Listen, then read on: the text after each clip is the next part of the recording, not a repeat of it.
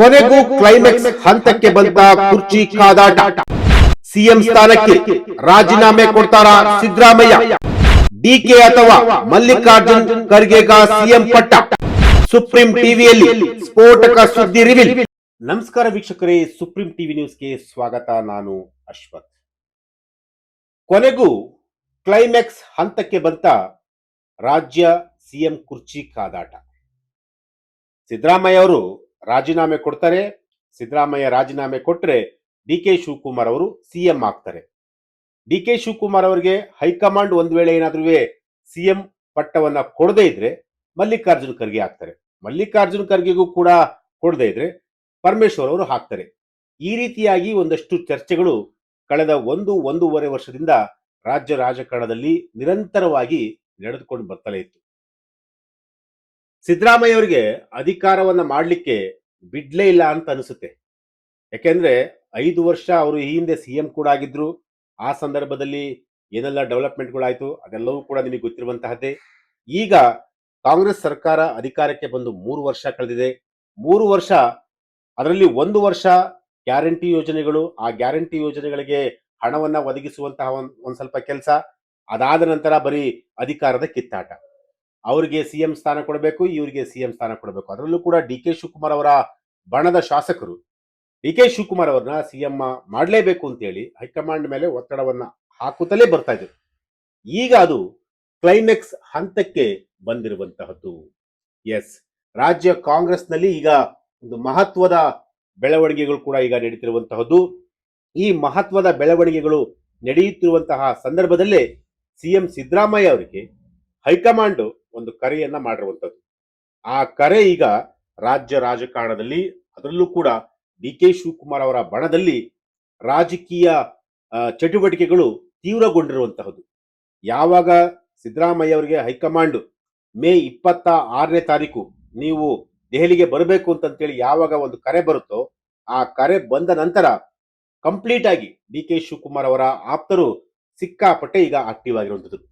ಅದು ಕೂಡ D K brothers, D K Shivakumar ಹಾಗೂ ಡಿ ಕೆ ಸುರೇಶ್ ಯಾವಾಗ ಹೈಕಮಾಂಡ್ ಸಿದ್ದರಾಮಯ್ಯ ಅವರಿಗೆ ಕರೆ ಮಾಡಿದ್ರು ಆ ತಕ್ಷಣವೇ ಕ್ಲೋಸ್ ಡೋರ್ ಮೀಟಿಂಗ್ ಮಾಡ್ತಾ ಇರೋದು. ಅದು ಅಂದ್ರೆ ಯಾರನ್ನು ಕೂಡ ಮನೆ ಒಳಗಡೆ ಬಿಟ್ಕೊಳ್ಳದೆ ಕಂಪ್ಲೀಟ್ ಆಗಿ ಡೋರ್ ಅನ್ನ ಕ್ಲೋಸ್ ಮಾಡಿ ಸುದೀರ್ಘವಾಗಿ ಸುಮಾರು 2 ಗಂಟೆಗಳ ಕಾಲ ಚರ್ಚೆಯನ್ನು ನಡೆಸಿ ಸುದೀರ್ಘವಾದಂತಹ ಒಂದು ಮೀಟಿಂಗ್ ಅನ್ನ ಮಾಡ್ತಿರುವಂತದ್ದು. ಅಂದ್ರೆ ಮುಂದೆ ಏನಾಗ್ಬೋದು ಅಂದ್ರೆ, ಒಂದ್ ವೇಳೆ ಏನಾದ್ರೂ ಸಿದ್ದರಾಮಯ್ಯ ಅವರು ರಾಜೀನಾಮೆ ಕೊಟ್ಟರೆ ನಾವು ಮುಂದೆ ಏನ್ ಮಾಡ್ಬೇಕು, ನನಗೆ ಏನಾದ್ರೂ ಅಂದ್ರೆ ಡಿ ಕೆ ಶಿವಕುಮಾರ್ ಅವರಿಗೆ ಸಿಎಂ ಅಧಿಕಾರವನ್ನ ಅಥವಾ ಸಿಎಂ ಪಟ್ಟವನ್ನ ಕೊಟ್ರೆ ನಾವು ಬೇರೆ ರೀತಿಯಾಗಿ ಏನು ಸ್ಟ್ರಾಟಜಿಯನ್ನ ಮಾಡೋದ್ ಬೇಡ. ಒಂದ್ ವೇಳೆ ನಮಗೆ ಕೊಡದಲೆ ಅಂದ್ರೆ ಡಿ ಕೆ ಶಿವಕುಮಾರ್ ಅವರಿಗೆ ಅಧಿಕಾರವನ್ನ ಕೊಡದೆ ಬೇರೆ ಯಾರಿಗಾದ್ರೂ ಕೊಟ್ರೆ ನಾವು ಯಾವ ರೀತಿಯಾಗಿ ಸ್ಟ್ರಾಟಜಿಯನ್ನ ಮಾಡಬೇಕು ಅಂತೇಳಿ ಡಿ ಕೆ ಬ್ರದರ್ಸ್ ಕಳೆದ ರಾತ್ರಿ ಅಂದ್ರೆ ಸುಮಾರು ಅಂದ್ರೆ ಸಿದ್ದರಾಮಯ್ಯ ಅವರಿಗೆ ಯಾವ ಫೋನ್ ಬಂತ, ಫೋನ್ ಬಂದ ತಕ್ಷಣ ಅವರ ಮನೆಯಲ್ಲೇ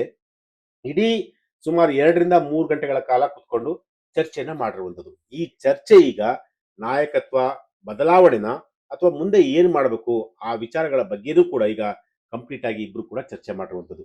ಈಗ ಸದ್ಯಕ್ಕೇನಪ್ಪಾ ಅಂತಂದ್ರೆ ಸಿಎಂ ಸಿದ್ದರಾಮಯ್ಯ ಅವರನ್ನ ಮಾತ್ರ ಕರೆದಿದ್ದಾರೆ ಅನ್ನೋ ವಿಚಾರಕ್ಕೆ ಸಂಬಂಧಪಟ್ಟಂತೆ ಈಗಾಗಲೇ ಡಿ ಕೆ ಶಿವಕುಮಾರ್ ಅವರು ಕೂಡ ಪ್ರತಿಕ್ರಿಯೆಯನ್ನು ಕೊಟ್ಟಿರುವಂತದ್ದು. ಹೌದು, ಡಿ ಕೆ ಶಿವಕುಮಾರ್ ನನ್ನನ್ನ ಕರೆದಿಲ್ಲ, ಹೈಕಮಾಂಡ್ ನನ್ನನ್ನ ಕರೆದಿಲ್ಲ, ಬಟ್ ಆ ಸಿಎಂ ಅವ್ರನ್ನ ಯಾಕೆ ಕರೆದ್ರು ಅನ್ನೋದು ಕೂಡ ನನಗೆ ಗೊತ್ತಿಲ್ಲ. ಸಿಎಂ ನನಗೆ ಏನು ಕೂಡ ಹೇಳಿಲ್ಲ, ಯಾವ ವಿಚಾರಕ್ಕೆ ಅಂತಲೂ ಕೂಡ ನನಗೆ ಗೊತ್ತಿಲ್ಲ. ಹೀಗಂತ ಡಿ ಕೆ ಶಿವಕುಮಾರ್ ಅವರು ಸ್ಪಷ್ಟನೆಯನ್ನ ಕೊಟ್ಟಿರುವಂತದ್ದು. ಹಾಗಾದ್ರೆ ನಾಯಕತ್ವದ ಗೊಂದಲಕ್ಕೆ ತೆರೆ ಬೀಳುತ್ತಾ? ಸಂಪುಟ ವಿಸ್ತರಣೆ ಹಾಗೂ ನಾಯಕತ್ವದ ಬದಲಾವಣೆ ಈ ಎರಡೂ ವಿಚಾರಗಳು ಸುದೀರ್ಘ ಸುಮಾರು 1 ವರ್ಷ 6 ತಿಂಗಳಿಂದ 1 ವರ್ಷದವರೆಗೂ ಸುದೀರ್ಘವಾಗಿ ಚರ್ಚೆ ನಡೀತಲೇ ಇತ್ತು.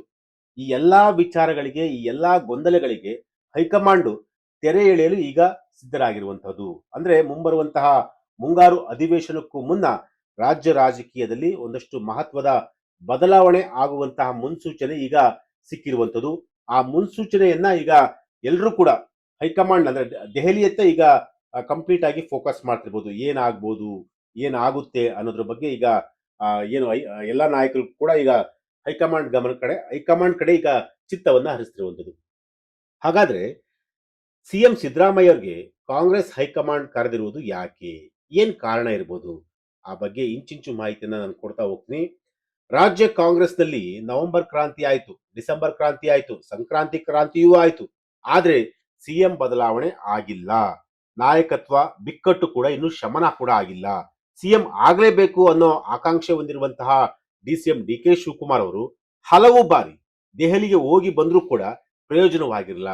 ಇದೀಗ ಸಿದ್ದರಾಮಯ್ಯ ಅವರನ್ನ ಹೈಕಮಾಂಡ್ ಯಾವಾಗ ಕರೆ ಮಾಡಿ ದೆಹಲಿಗೆ ಬನ್ನಿ ಅಂತ ಹೇಳಿ ಕರೆದರೋ, ಸೊ ಆಗ ಈಗ ರಾಜ್ಯ ರಾಜಕೀಯದಲ್ಲಿ ಕಂಪ್ಲೀಟ್ ಆಗಿ ಈಗ ಒಂದು ಸ್ವಲ್ಪ ಚಟುವಟಿಕೆಗಳು ಈಗ ಚಿಗುರುಗೊಂಡಿರುವಂತದ್ದು. ಅಂದ್ರೆ ಯಾವ ಕಾರಣಕ್ಕೋಸ್ಕರ ಸಿದ್ದರಾಮಯ್ಯ ಅವ್ರನ್ನ ಅನ್ನೋದನ್ನ ಈಗ ಕರೆಸ್ಕೊಳ್ತಿದ್ದಾರೆ ಅನ್ನೋದನ್ನ ನೋಡಿದರೆ, ಸಿಎಂ ಸಿದ್ದರಾಮಯ್ಯ ಹಾಗೂ ಡಿ ಕೆ ಶಿವಕುಮಾರ್ ಇಬ್ರು ಕೂಡ ದೆಹಲಿಗೆ ಬರಬೇಕು ಅಂತಂತೇಳಿ ಮಂಗಳವಾರ, ಅದರಲ್ಲೂ ಕೂಡ 26ನೇ ತಾರೀಕು ನೀವು ದೆಹಲಿಗೆ ಬರಬೇಕು ಅಂತಂತೇಳಿ ಈಗ ಏನು ಹೈಕಮಾಂಡ್ ಈಗ ಸೂಚನೆಯನ್ನು ಕೊಟ್ಟಿರುವಂತದ್ದು. ಕಾಂಗ್ರೆಸ್ ನಾಯಕ ಎ.ಸಿ.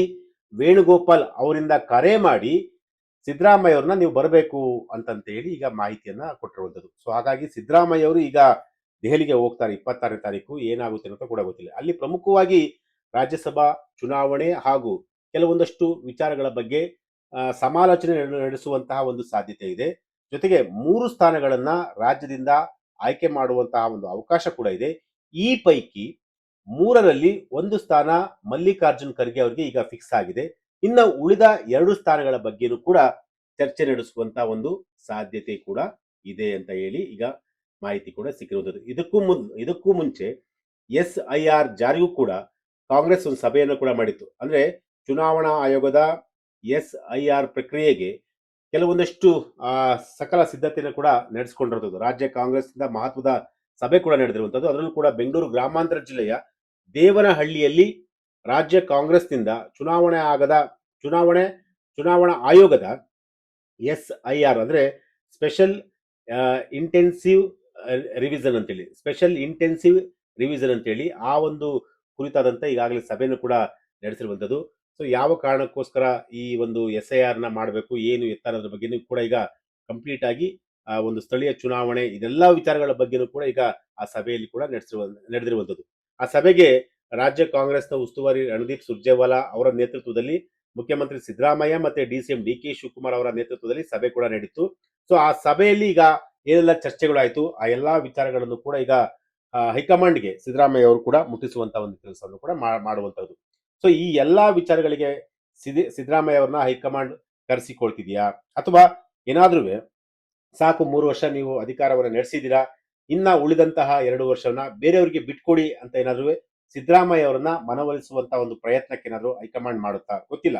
ಆದ್ರೆ 26ನೇ ತಾರೀಕು ಮಾತ್ರ ದೆಹಲಿಯಲ್ಲಿ ನಡೆಯುವಂತಹ ಒಂದು ರಾಜಕಾರಣದ ವಿಚಾರ ಆಗಿರ್ಬೋದು ಅಥವಾ ಹೈಕಮಾಂಡ್ ನಲ್ಲಿ ನಡೆಯುವಂತಹ ವಿಚಾರ ಆಗಿರ್ಬೋದು, ಇವೆಲ್ಲವೂ ಕೂಡ ಬಹಳ ಕುತೂಹಲಕಾರಿಯಾಗಿರುವಂತದ್ದು. ಒಂದು ವೇಳೆ ಏನಾದ್ರೂ ಸಿದ್ದರಾಮಯ್ಯ ಏನಾದ್ರೂ ರಾಜೀನಾಮೆಯನ್ನು ಕೊಟ್ರೆ ಆ ಸ್ಥಾನಕ್ಕೆ ಡಿ ಕೆ ಶಿವಕುಮಾರ್ ಕುತ್ಕೊಂತಾರ, ಮಲ್ಲಿಕಾರ್ಜುನ್ ಖರ್ಗೆ ಕುತ್ಕೊಂತಾರ, ಅಥವಾ ಪರಮೇಶ್ವರ್ ಕುತ್ಕೊಂತಾರ, ಅಥವಾ ಸತೀಶ್ ಜಾರಕಿಹೊಳಿ ಅವರು ಕುತ್ಕೊಂತಾರ, MB ಪಾಟೀಲ್ ಅವರು ಕುತ್ಕೊಂತಾರ ಗೊತ್ತಿಲ್ಲ. ಆದ್ರೆ ಇನ್ನ ಉಳಿದಂತ 2 ವರ್ಷಗಳ ಕಾಲ ಯಾರಾದ್ರೂ ಒಬ್ರು ಕಾಂಗ್ರೆಸ್ನಿಂದ ಮುಖ್ಯಮಂತ್ರಿ ಆಗೋದು ಪಕ್ಕ. ಸೊ ಈ 5 ಜನ ನಾಯಕರಲ್ಲಿ ಯಾರಾಗಬಹುದು ಅನ್ನೋ ಒಂದಷ್ಟು ಚರ್ಚೆ ಕೂಡ ಈಗ ನಡೀತಿರುವಂತದ್ದು. ಇದು ಇವತ್ತಿನ ಒಂದು ವಿಚಾರ. ನಾಳೆ ಮತ್ತೊಂದು ವಿಚಾರದೊಂದಿಗೆ ನಾನು ನಿಮ್ಮನ್ನೇ ಭೇಟಿ ಆಗ್ತೀನಿ. ನಿರಂತರ ಸುದ್ದಿಗಾಗಿ ನೋಡ್ತಾ ಇರಿ Supreme TV news. Thank you.